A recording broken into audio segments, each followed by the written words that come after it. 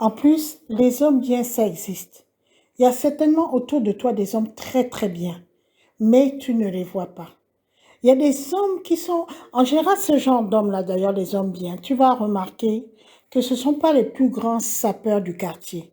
Ce ne sont pas les plus grands dragueurs du quartier. Ce ne sont pas ceux qui, tout le temps, qui font le bruit avec les voitures ou tout, en train de boire dans les bars et tout. Il y a des hommes qui sont tranquilles. Il y a des hommes qui recherchent aussi des femmes tranquilles, qui recherchent une vie tranquille, une vie posée. Et il y en a. Il y en a autour de toi. Regarde dans ton lieu de travail, regarde dans ton quartier, dans ton environnement, il y a des hommes qui sont bien. C'est parce que les hommes qui ne sont pas des maris bien, ils font tellement de bruit qu'on a l'impression que tous les hommes sont comme ça. Non, tous les hommes ne sont pas comme ça. Mais le problème, c'est que les hommes bien, ils tombent toujours sur les femmes canailles. C'est bizarre qu'un homme bien, il tombe rarement sur une femme bien. Hein. Il tombe toujours sur une femme canaille, une femme turbulente, une femme qui le malmène et tout. Et c'est ça qui est dommage. Mais il y a des hommes qui sont bien. Il y a des hommes qui sont tellement bien éduqués. Parce que ça dépend de l'éducation qu'il a reçue de par ses parents. Tu regardes, quand tu examines l'homme, tu regardes un peu quelle est l'éducation qu'il a reçue, comment il fonctionne avec sa famille. Quand tu vas chez eux, tu regardes comment ils se comportent entre eux. Et ça te donnera un signal, ça te donnera euh, une orientation pour voir, bon, ça, dans cette famille-là, la maman, elle respecte son mari, la sœur, elle respecte ses frères, le frère respecte sa petite sœur, parce que c'est pas seulement les femmes qui respectent les hommes, je suis désolée, hein. Le père respecte beaucoup son épouse, hein, je vois comment il se comporte avec sa femme. Donc, si l'enfant a grandi dans cette ambiance, c'est clair qu'il sera aussi un bon mari parce qu'on suit toujours l'exemple des parents. Tu regardes comment ils se comportent. Il y a plein d'hommes qui sont bien, mais comme ce ne sont pas des hommes qui font des flashs et tout, on ne les voit pas. C'est comme les femmes bien. Hein, J'ai un ami, il me dit, et tout le temps il se plaint, il change de copine, il se plaint et tout. Je dis, mais toi, tu as quel problème avec ce genre de fille-là? Parce que quand tu laisses une, je vois que la suivante, c'est le même genre de femme. Il me dit, docteur Nadine, c'est ça qu'on trouve à la route. Voilà. J'ai dit, tu as raison, parce que les femmes bien, en général, tu ne vas pas les trouver à la route. Ce ne sont pas des femmes qui traînent dans les rues toute la journée à ne rien faire et tout. C'est vrai qu'à la route, c'est ça qu'on va trouver, cette qualité-là. Donc, il faut étendre ton rayon d'action, ton centre de recherche. Arrête de chercher à la route. Va chercher dans un autre endroit. Mais laisse un peu la route là, parce que la route, tu vas trouver aussi les filles de la route. Eh bien, c'est comme les hommes. Les hommes que tu trouves à la route, là, ou toujours dans les bars et tout, dans les boîtes de nuit et tout. Mais ça, tu penses que c'est quel genre de mari? Tu crois que quand tu vas l'épouser, il va arrêter d'aller dans les bars, dans les boîtes de nuit et tout? Non. Les hommes bien, tu ne vas pas les trouver traîner à la route. Ce sont des hommes qui sont au travail. Quand ils ont fini leur travail, ils rentrent à la maison. Il y a des hommes qui aiment rester à la maison. Ça ne veut pas dire que c'est un homme efféminé. Il y a des hommes qui, pour eux, sortir, ça ne leur dit rien. Ils ont comment dirais-je, leur passion à la maison. Il y a des hommes que je connais, ils aiment tellement l'informatique que quand ils rentrent, la première chose, ils sont devant leur ordinateur, ils font des programmes informatiques, ils font des trucs. Il y a d'autres qui aiment la musique. Quand ils rentrent, ils sont là avec leur appareil de musique. Ça les comble. Ils n'ont pas besoin d'aller dans les bars à courir derrière les jupons. Ils sont comblés par ce qu'ils ont à la maison. Il y a des gens qui sont très heureux à la maison, ils n'ont pas besoin d'aller ailleurs. Ce genre de personnes sont des bons maris. En tout cas, pour une femme comme moi, il y a des femmes comme moi, nous, on aime les gens calmes. On n'aime pas le bruit tous les jours, tous les jours, tous les jours. Non. Tu as un homme qui est tranquille, il rentre à la maison, il est tranquille, il est là, les enfants sont rassurés parce que papa et maman sont là. Ces hommes-là, ça existe, il y en a. Il y a des hommes bien dans ce monde. Mais en général, nous, les femmes, c'est l'autre côté là qu'on va regarder. Le choix du conjoint est vraiment fondamental. C'est la base même. C'est la base. Et là, j'en appelle un peu aux mamans parce que, quoi qu'on dise, quoi qu'on fasse, ce sont les parents qui donnent l'éducation des futurs conjoints. Donc, quand les enfants deviennent adultes, quelle est l'éducation de base qu'ils ont reçue? Nous, les mamans, nous nous plaignons souvent du comportement de nos maris, etc. Mais est-ce que lorsque nous-mêmes nous mettons nos enfants au monde, nous leur donnons une bonne éducation? J'arrive pas à comprendre pourquoi l'éducation, dans l'éducation d'un garçon, lorsqu'il se réveille le matin, ça c'est un exemple tout à fait banal, mais qui choque un peu, puisque moi j'ai 4 frères, j'ai pas de sœurs, donc c'était comme ça. On se réveille tous à la même heure. Les garçons, ils se réveillent, ils s'assiedent, ils regardent la télé. Moi, je me réveille en tant que femme, je dois faire la vaisselle, je dois couper les oignons, je dois écailler le poisson. Vous voyez cette petite différence-là déjà. Qu'est-ce que l'homme fait de ses journées? Si dès le jeune âge, les mamans et les papas aussi montrent à l'enfant qu'un homme, quand il se réveille, il n'a absolument rien à faire dans la maison. Tout ce qu'il a à faire, c'est qu'à partir d'une certaine heure, il sort, il va avec ses amis, il va jouer au football.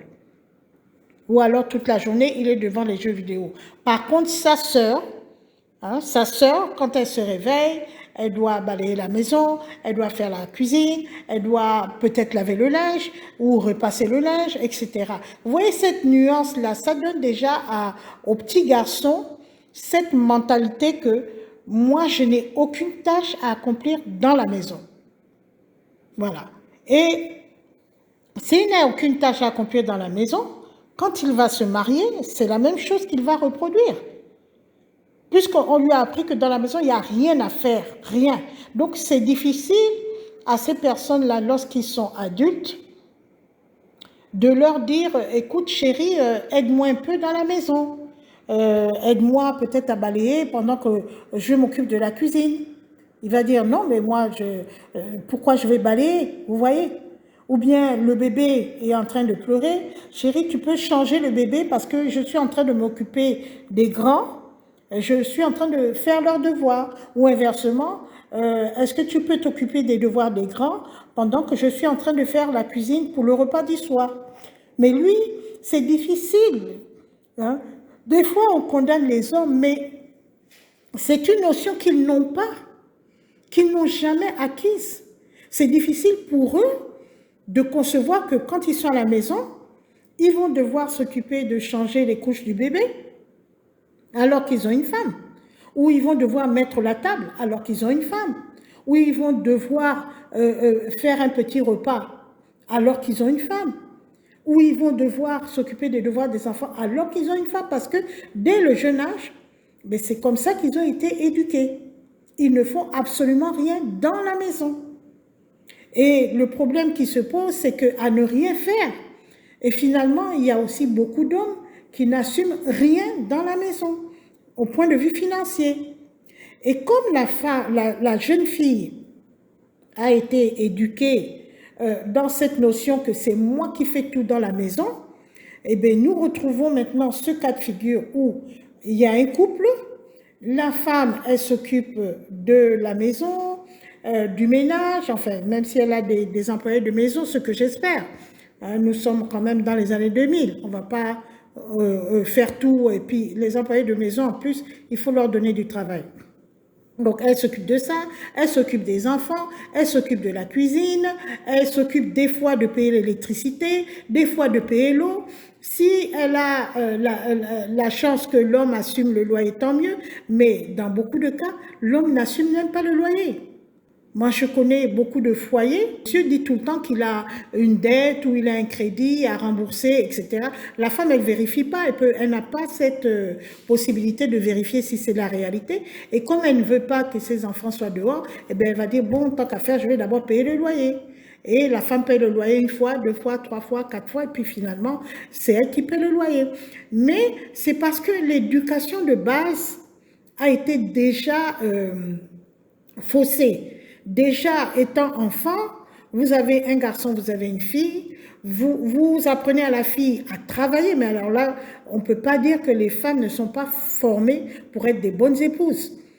Tellement qu'on nous harcèle, tu dois t'occuper de ça, tu dois t'occuper du linge de tes frères. Déjà, on nous met ça en tête. C'est nous qui nous occupons du linge de nos frères. Mais moi, je ne suis pas d'accord. Je ne suis pas d'accord. Mais d'ailleurs, je ne le faisais même pas. Hein, même si on crie sur moi. Je ne vois pas pourquoi je m'occupais du linge de mes frères. Mais par contre, c'est moi qui m'occupais du linge de mon père. J'ai appris à repasser les costumes, j'ai appris à faire ceci, j'ai appris à attacher un nœud de cravate parce qu'on disait qu'une femme doit savoir repasser les costumes, doit savoir repasser le pantalon. Il faut faire attention au pli du pantalon, il faut faire attention à l'ourlet. Une femme doit coudre les ourlets, une femme doit savoir repriser la chemise de son père. Quand les boutons sont partis, c'est moi qui le faisais. Ma mère était à côté, elle me montrait comment coudre et tout. D'ailleurs, je sais bien coudre à cause de tous ces conseils. Bon, je ne refuse pas, ça m'aide beaucoup parce qu'aujourd'hui, je peux coudre une robe. Peut-être pas terrible, ça j'avoue, hein, mais je sais quand même coudre. Vous voyez. Par contre, mes frères, on ne leur apprenait rien. Quand ils se réveillaient, ils étaient là, devant la télé, et puis la journée, ils sortaient, ils allaient jouer au football, pendant que moi, en tant que femme, je devais rester à la maison. À partir d'une certaine heure, je devais prendre le plus petit pour l'amener à la douche, etc. Vous voyez, c'est la base même, je reviens toujours sur le même problème, la base éducationnelle est fondamentale. Et nous, les femmes, si nous voulons avoir plus tard pour nos filles des maris vraiment de qualité, il faut que nous donnons à nos enfants des éducations de qualité. C'est pas que les hommes sont mauvais et tout. Moi, je vois pas ça dans ce cadre. Je dis toujours que personne ne naît vraiment mauvais, mauvais. Non, non. Mais c'est parce qu'on leur a pas appris. Ils ne savent pas ce qu'il faut faire dans le foyer. Et à l'époque de nos anciens, moi j'ai vu ça je regarde le documentaire sur les pygmées, j'aime bien, sur les sociétés traditionnelles et tout. Quand vous regardez les sociétés traditionnelles africaines, même si on n'est pas pygmée, moi je dis africaine parce que c'est ce que je connais, mais je crois qu'en Europe aussi ça se faisait à l'époque. Avant le mariage, vous passez d'abord à l'école de la vie de la vie de couple. Il y a un apprentissage qu'on vous fait. Hein. Des fois, dans certaines traditions, cet apprentissage se fait au moment de l'initiation. Par exemple, moi, je n'ai pas été initiée au culte traditionnel. Bon, chez nous, moi, je suis Mpongwe, donc c'est le djembe. Mais je sais qu'il y a une certaine éducation même qui va jusqu'à l'éducation sexuelle qu'on te fait au moment de ton initiation, au moment de la puberté. Il y a des femmes qui se marient qui ne savent même pas l'hygiène sexuelle, qui ne savent même pas qu'il faut se laver, qui ne savent même pas qu'il faut ça et tout. Après les rapports, comment il faut se nettoyer et tout. Il y en a qui ne savent pas parce qu'on ne leur a pas appris. Même au niveau des hommes, hein, il faut l'hygiène sexuelle et tout, c'est important. Il y a des hommes qui ne sont pas propres du tout au niveau corporel, que ce soit au niveau des aisselles, des parties intimes et tout, parce qu'on ne leur a pas appris. S'il n'y a pas cette éducation de base-là pour le comportement dans le foyer, que ce soit l'homme et la femme, je vous ai dit que le couple se fait à deux. Vous ne pouvez pas éduquer les filles sans éduquer les garçons. Et c'est d'ailleurs pour ça qu'on voit tous ces désordres là dans les foyers, c'est parce que les filles, elles ont été éduquées, les garçons n'ont pas été éduqués. C'est comme si vous prenez, je ne sais pas moi, une personne qui marche, il y a un pied qui n'a pas appris à marcher, l'autre pied qui a appris à marcher, mais vous allez fonctionner comment pour avancer? C'est impossible. C'est impossible. Donc la balle, encore une fois, revient sur la femme, parce que quoi qu'on dise, quoi qu'on fasse, jusqu'à un certain âge, je ne dis pas que c'est forcé que l'éducation relève de la femme, mais l'enfant est plus proche de sa mère lorsqu'il est en bas âge. Et à partir d'un certain âge, l'enfant commence à se détacher de sa mère et se rapproche de son père. Et c'est à ce moment-là que le père doit prendre le relais. Je dis bien doit prendre le relais. Il ne faudrait pas qu'à ce moment-là, le père soit quasi absent.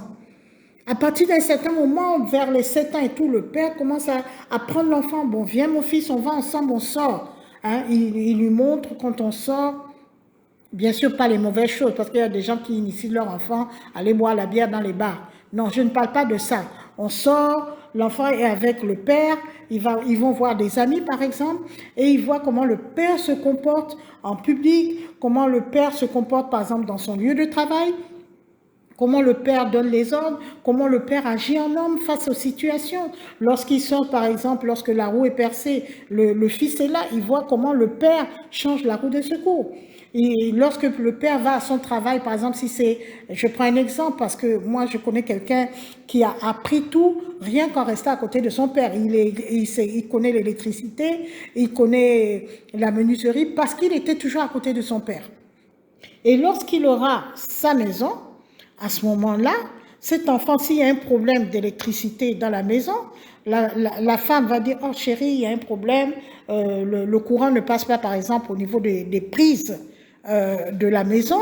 Il saura, en regardant la boîte à fusibles, que bon, c'est tel DPM, il va regarder les DPM, voir s'il n'y a pas de DPM grillés, il saura changer les DPM. C'est ça que nous, on veut, nous les femmes. Hein?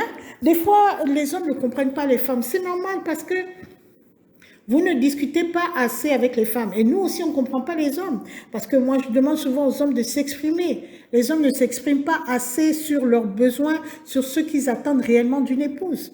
Mais nous, on a besoin d'un homme qui puisse être notre complément. On veut être rassuré par un homme qui soit d'abord sécurisant, qui soit présent, qui soit réactif face aux situations de la maison. Quelles que soient les situations, la femme s'assied, oh chérie, il y a un problème et tout. Bon, on va faire ça. C'est ce qu'on veut. On veut en fait. Hein. On joue au dur, nous les femmes, on joue, ouais, on est intellectuelle, on est indépendante, égalité des sexes. Mais quoi qu'on dise, hein, toutes les femmes, on aime avoir un homme qui nous dise, voilà la décision que nous allons prendre. Bien sûr, il va demander l'avis de la femme. Vous parlez, vous discutez, bon, nous allons décider ça. Bon, nous allons mettre les enfants dans telle école. Bon, nous allons habiter dans tel quartier. Bon, nous allons commencer à construire notre maison. C'est ce qu'on veut. Mais comme on n'en a pas, on est obligé nous-mêmes de jouer ce rôle-là. Ce rôle, en fait, qui est le rôle de l'homme. Et c'est comme ça que de fil en aiguille, la femme devient comme un homme. Et c'est comme ça aussi que de fil en aiguille, vous allez voir que beaucoup de femmes vont vous dire, moi, je n'ai pas besoin de mari puisque je peux tout faire. J'ai seulement besoin d'un homme pour faire des enfants. Ce qui n'est pas normal. Dans la Bible, il est bien dit que vaut mieux que nous soyons à deux. Sinon, quand l'un tombe, qui pourra le relever si l'autre n'est pas là? Il a même dit, c'est même dit dans la Bible, que qui pourra réchauffer l'autre lorsqu'il fait froid? Parce que dormir seul aussi, ce n'est pas intéressant. Quand vous rentrez du travail, vous n'avez même pas quelqu'un à qui parler parce que vous ne pouvez pas tout dire à vos enfants de ce qui se passe, par exemple, dans votre lieu de travail. Vous avez besoin d'une personne de votre âge, de votre génération. Pour en parler, c'est bien de se confier à son mari. Encore faut-il qu'il soit à la maison. C'est ça aussi. Nous recherchons, nous les femmes, ce genre d'homme-là. C'est ce qu'on appelle un homme responsable. Quand un enfant est malade, l'homme est là. Il ne faut pas toujours que quand l'enfant est malade, vous appelez, le téléphone est fermé parce que monsieur est avec une autre femme. Il bloque le téléphone pendant que l'enfant est malade. Il faut amener l'enfant à l'hôpital. Et des fois, quand le monsieur dit « Oh, je n'ai pas vu ton appel et tout », la femme dit « Mais écoute, rejoins-moi à l'hôpital, ton enfant il a 42 fièvres ». On a besoin des hommes qui soient présents, qui soient réactifs. Moi, je dis toujours, hein, le mariage, ce n'est pas la course. Si vous n'êtes pas prêt, apprêtez-vous d'abord. Tout le monde veut se marier, mais apprêtez-vous d'abord. Préparez-vous pour faire un mariage réussi. Le divorce, c'est très pénible. Moi, je l'ai vécu. C'est pas facile du tout. C'est beaucoup de problèmes après. Surtout dans les communautés de biens, c'est des palabres, des problèmes, des dépenses financières avec les avocats et tout ça. Je vais vous éviter ça. Avant même de commencer, préparez-vous et choisissez bien votre conjoint. C'est très important. Les bons conjoints, ils existent. Ils ne sont pas absents dans le monde. Ils sont là, mais il faut savoir les détecter. Il faut savoir les dénicher là où ils se cachent, parce que vous n'allez pas les trouver en déambuler dans les routes ou à toutes les fêtes. Non, ce sont souvent des gens assez posés dans leur tête. Voilà, j'ai terminé mon message. Je vous dis au revoir et que Dieu vous bénisse.